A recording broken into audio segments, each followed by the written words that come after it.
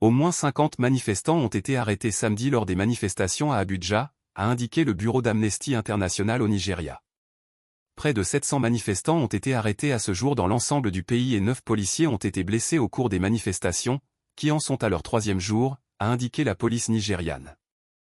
Les manifestations en cours sont principalement motivées par la pire crise du coût de la vie que le Nigeria ait connue depuis une génération et par des accusations de mauvaise administration et de corruption dans le pays le plus peuplé d'Afrique.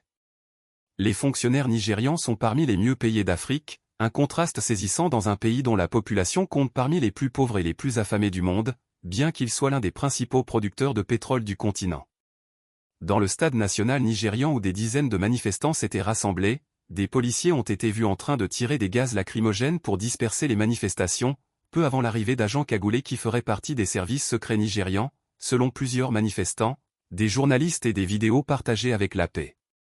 Les services secrets nigérians, ou le département des services de l'État dont les agents sont généralement cagoulés, ont rapidement dispersé les manifestants et ont ensuite tiré des coups de feu sur les journalistes qui se trouvaient encore sur le site, selon 6 journalistes présents sur place qui ont parlé à l'AP de manière confidentielle. Une vidéo tournée par l'un des journalistes montre les agents armés en train de poursuivre des personnes devant le stade. Leurs véhicules, au moins 5, étaient garés à côté de ceux de la police nigériane. C'était choquant parce qu'ils nous voyaient comme des journalistes et nous leur disions que nous étions des journalistes, a déclaré Abdulkarim Mojid, l'un des journalistes attaqués. Au moins 3 impacts de balles ont transpercé sa voiture. Les journalistes ont déclaré qu'ils se trouvaient loin des manifestants. Ils portaient des gilets les identifiant comme des médias et se trouvaient à côté de véhicules portant l'emblème des médias lorsqu'ils ont essuyé des tirs.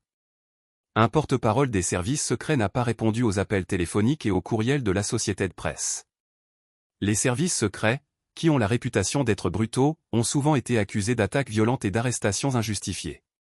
Le journaliste Abdulkudu Ogundapo a déclaré avoir eu peur pour sa sécurité lorsqu'il a été pris dans la fusillade.